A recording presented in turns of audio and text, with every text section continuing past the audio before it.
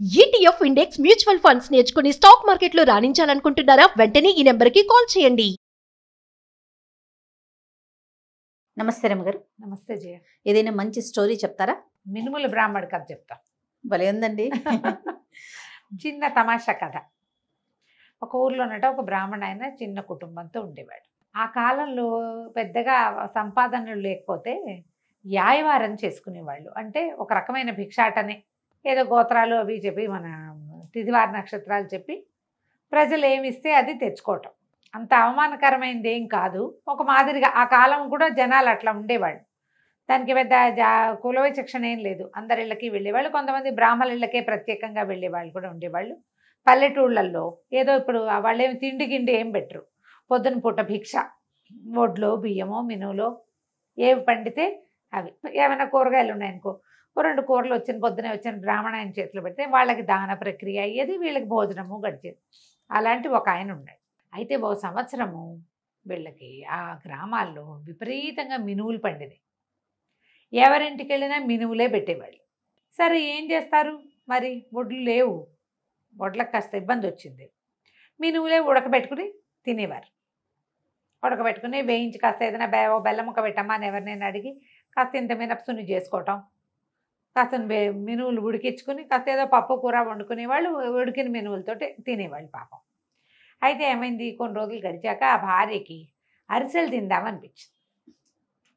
ఏమయ్యా రోజు మినువులే తెస్తున్నావు, మినువులు కాకుండా వడ్లు బియ్యం పట్టరా అని చెప్పి ఇతను ఏం చేశాడు, ఊళ్ళోకి వెళ్తే ఆ వాళ్ళ ఎవరెవరిళ్లలోనో చుట్టాలు వచ్చారు. చుట్టాలమ్మాయి కూడా ఓ గుప్పెడు పెడతానని వాళ్ళు పెట్టి అన్ని మినువులే ఇన్ని, ఓ బియ్యం రాల. ఇతను మెల్లిగా ఇంటికి తిరిగి వచ్చేసరికల్లా ఆవిడ బియ్యం ఉన్నాయేమో అని జోలు విప్పి చూసేసరికల్లా అన్ని మినువులో కనపడి తెగ తిట్టిపోతుంది.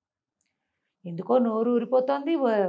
వరుసలు తినాలనుకుంటే నేను బెల్లము నెయ్యి నూనె జాగ్రత్త పెట్టుకున్నాను, బియ్యం నువ్వు తెస్తే నా పని అయిపోను కదా, మినువులు తెచ్చావు ఎవడు తింటాడు పూట పూట అంటే ఏముందే, లక్షణంగా మినువులు ఉడకేసుకుంటూ తింటే అవ్వదు అన్నాడు. అనేసరికి ఆవిడ హాత్ తేరి పొరపాటు అయిందని ఒప్పుకోకుండా మినువులు తెచ్చి ఉడకేసుకుని తింటే బాగుంటుందంటావా అని చెప్పేసి ఓ తవ్వెడు ఇన్ని ఎంత డబ్బాడు మొత్తం ఉడికించి వార్చి ఆ రాశిలా పోసేసింది ఆకులో. తిను, ఇవన్నీ తిని కూర్చుని, నువ్వు తింటే కాదా అన్నావుగా, తినాల్సిందేనండి. ఏముందే అన్నాడు. కానీ ఎన్ని తింటాడు, అన్ని తినలేరు. అసలు మినుములు తింటారా రమ్మగారు? తింటారు.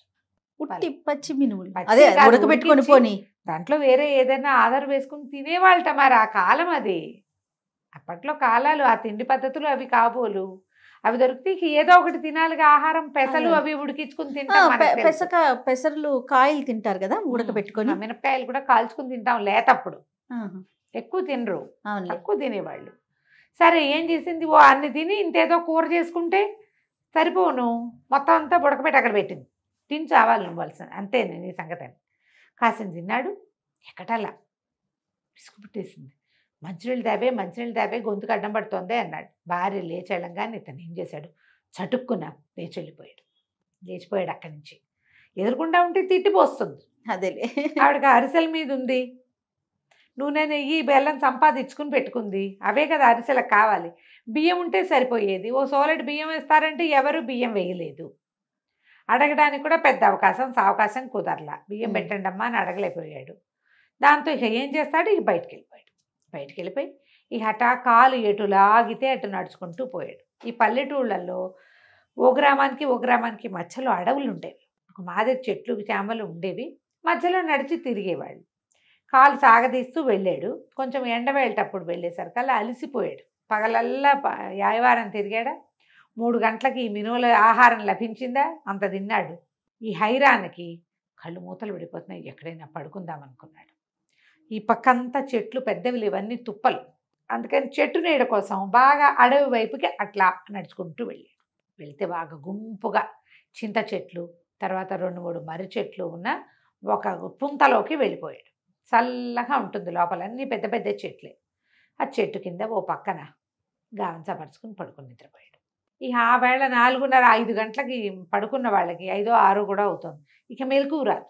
3ంటికి పడుకుంటే మెలకు వస్తుంది, 6ంటికి పడుకుంటే ఏం మెలకు రాదు. ఇక పడుకున్నాడు ఏకంగా. అప్పట్లో వాళ్ళు కూడా 7 గంటలకు పడుకునే అలవాటు ఉన్నవాళ్ళు.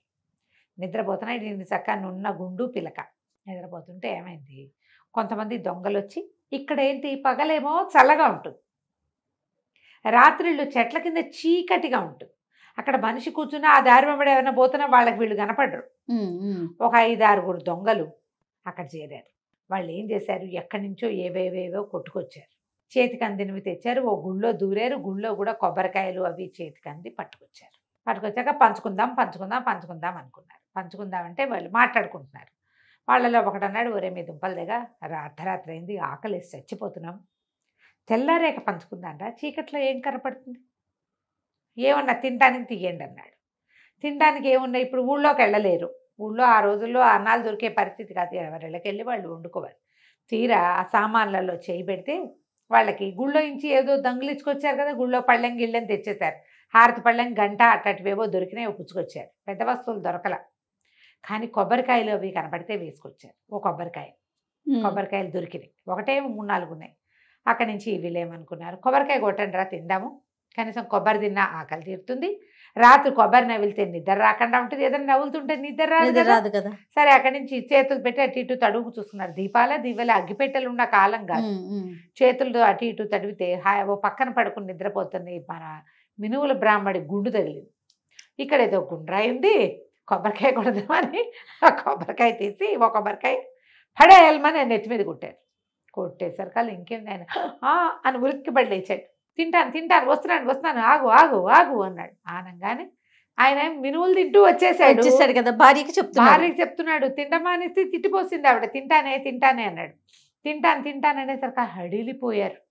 అమ్మో ఆ రాయి గుండ్రాయి కాదురా, ఏ గంగానమో అయ్యి ఉంటుంది, వెర్రివెధవలాగా చెట్ల కింద పెట్టుకుంటారు గంగానం అని పెట్టి గుండ్రాయిని పసుపు బొట్టు పెట్టి అక్కడ నైవేద్యం పెడతారు.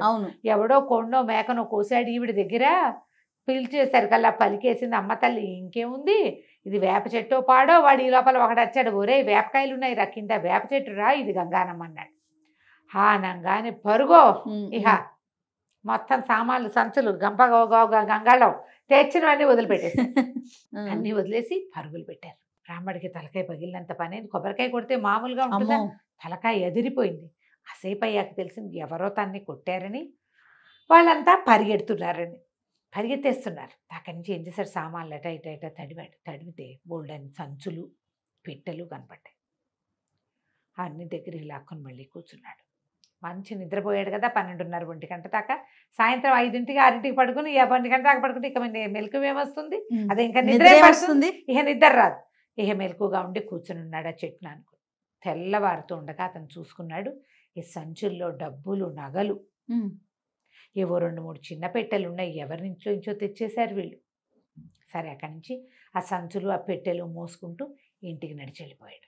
ఈ పెళ్ళాము ఎప్పుడైతే ఇతను మినువుల దగ్గర నుంచి లేచి వెళ్ళిపోయాడో, దొంగమొహం తినకుండా పారిపోతావా, రేపు పొద్దున వచ్చినా సరే నీతో ఇవే తినిపిస్తానని ఆవిడేం చేస్తా, ఒక బాణాకర్ర లాంటిది ఒక పచ్చడి బండ అవి దగ్గర పెట్టుకుని కూర్చుంది. మొగుడు వస్తే చితకొట్టైనా తినిపించడానికి. సరే పడుకుంది, మెల్లిగా రాత్రి అయిపోయిందిగా, పడుకుని నిద్రపోయింది గుమ్మాన్ దగ్గరే. తెల్లవారు లేచేసరికల్లా భర్త తలుపు కొట్టేసరికల్లా వస్తున్నాను నీ అంతు చూస్తానని తలుపు తీసి కర్రెత్తేసరికి చేతి నిండా సంచులతోటి ఉన్నాడు. ఉండవే ఈ సంగతి చూడవే అన్నాడు. సంచులు ఎక్కడి నుంచి వచ్చినాయి ఆవిడకి ఆశ్చర్యం వేసింది. మామూలుగా ఆయనకు ఒక జోలు ఉంటుంది, ఏం తెచ్చావు ఎక్కడివి అని ఆ లోపల తీసుకెళ్ళింది. తలుపేసే ముందు అన్నాడు. తలుపేసేసాక చూసుకుంటే బోల్డన్ని అంత డబ్బు నగలు, అక్కడి నుంచి బంగారం వెండి సామాన్లు ఏవో ఎక్కడి నుంచో తెచ్చారు. ఆ పెట్టెల్లో బోల్డన్ని రకాల నాణ్యాలు అవి ఉన్నాయి, బంగారువి వెండివి రాగివి ఇత్తడివి. ఆ రోజుల్లో చెల్లుబాటు అయ్యే నాణ్యాలు ఉన్నాయి, చిన్న చిన్న వెదురు బాక్సుల నిండా. అక్కడి నుంచి పెళ్ళాన్ని చెప్పాడు, పొరపాటున కూడా నువ్వు నన్ను తిట్టినట్టు నేను రాత్రి బయటికి వెళ్ళిపోయి పొద్దునే వచ్చినట్టు బయటపడద్దు. ఆ గంగానమ్మ తల్లని పారిపోయారు వాళ్ళు, గంగానమ్మే మనకు కరుణించి ఇచ్చింది. ఈ మినువులు రాకపోయింటే అసలు నేను బయటికి వెళ్ళేవాడిని కాదు, ఎవ్వరికీ చెప్పద్దు గప్చిప్పుగా ఉండని. ఆ సామాన్లు సంచులు అన్నీ సర్దేసేసారు, నగా నాణ్యం దాచేసుకున్నారు. మెల్లిగా సంసారం వృద్ధి అయింది. కథ కంచికి మన నమస్తే రమగారు. నమస్తే.